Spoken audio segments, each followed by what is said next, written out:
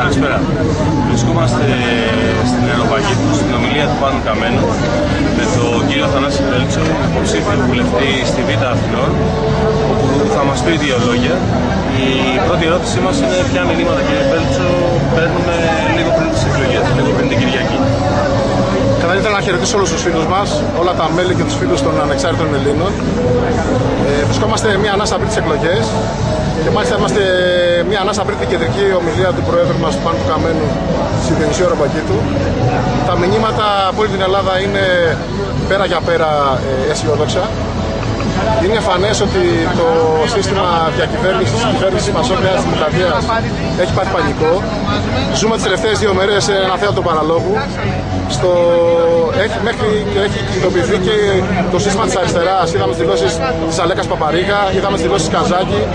Όλο το σύστημα πλέον Πασόκ Νέας Δημοκρατίας και ένα κομμάτι της αριστεράς έχουν μπει στο παιχνίδι να σπηλώσουν το κίνημα των ανεξαρτήτων Ελλήνων, μιας και έχουμε γίνει πλέον ένα κίνημα το οποίο έχει πάρει μεγάλες διαστάσεις, έχει την καθολική αποδοχή των πολιτών και να είσαστε βέβαιοι ότι την Κυριακή θα δούμε μεγάλα πράγματα. Θα ζούμε μεγάλες μέρες.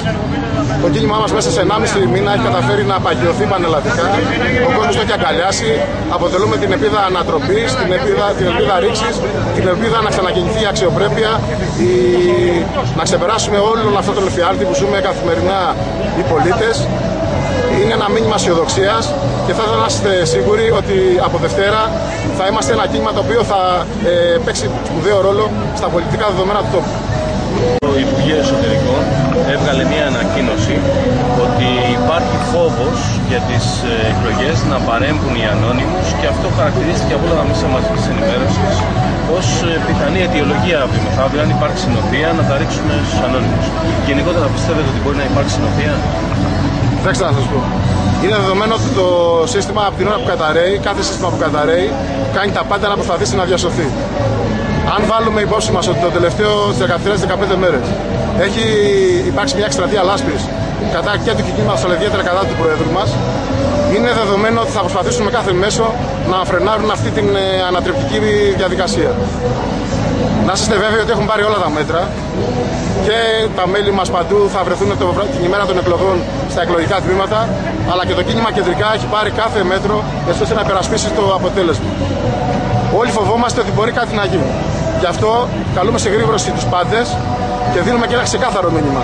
Να μην τολμήσουν να κάνουν κάτι τέτοιο. Γιατί θα βρουν αντίθετους όχι μόνο τους ανεξάρτητους Έλληνες, θα βρουν όλη την κοινωνία. Και θα το πληρώσουν πολύ ακριβά. Όπως θα πληρώσουν πολύ ακριβά και θα τιμωρηθούν για όλα τα κλίματα που έχουν κάνει κατά του ελληνικού λαού. Σας ευχαριστώ πολύ.